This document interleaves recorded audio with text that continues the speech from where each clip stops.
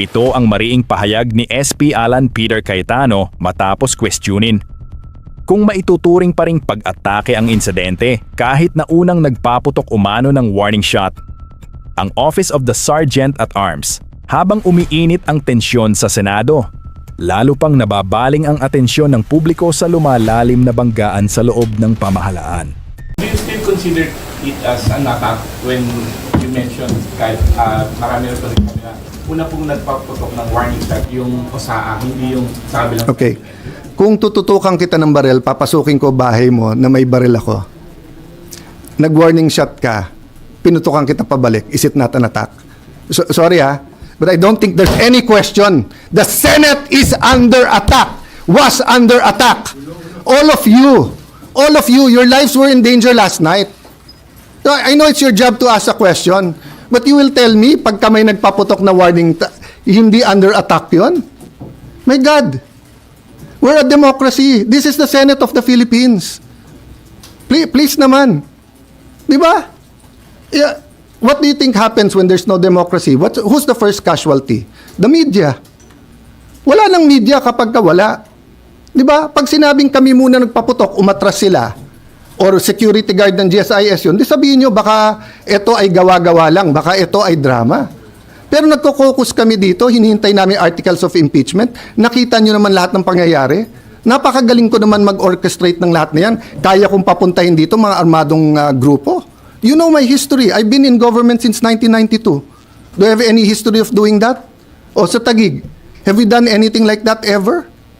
No, so, excuse me, I mean, I'm not taking offense at the question, but, you know, if you have any doubt, you're doubting our democracy, you're not doubting my statements. Ko lang, sir. Yung kalaban po ba, pwede na natin sabihin na, sir, sinabi kasi ni Senate Sec Dong Mendoza right after the shots were fired last night na perceived NBI. Are you ready to say that na perceived NBI yung kalaban?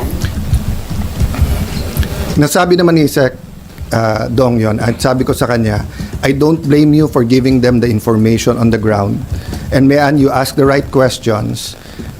Tama yung direction nyo, etc. But I'll be very fair.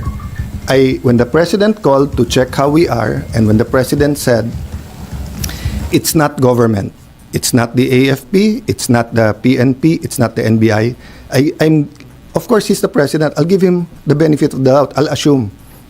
But I told him, but Mr. President, we have a bad experience sa NBI. They haven't been truthful with us. Having said that, Sec John Vic assured me, walang whitewash to. So he told me some of the information even before we got home kasi I'm sorry for the reaction but you know, people risked their lives yesterday. One of our nagugulpi na yung isang the others could have done this. What I want to prevent is that, you know, there are certain things in life na may red line yan. Di ba? Di ba? Yung you don't, you know, you respect your parents, unahin mo yung mga tatanda, di ba? Pero kung yun ay mga normal na kabastusan, di ba? But you don't attack Malacanang. You can march, you can protest. You don't burn down the Supreme Court, and you don't attack the Senate in an armed manner. Di ba? It was 100% an attack. If it turns out sa investigation na sira ulo lang yon, na he lost his mind, then a question ko, how did he get the IDs? How did he get in? How did he get? If it was government, then I'm sure the President will act upon it, di ba? So I don't know right now, and I don't want to give details, but sinabi na but yung binasa ko sa iyo, galing na kay Sec John Vic yun. So, at sinabi niya, NBI yun. Sir,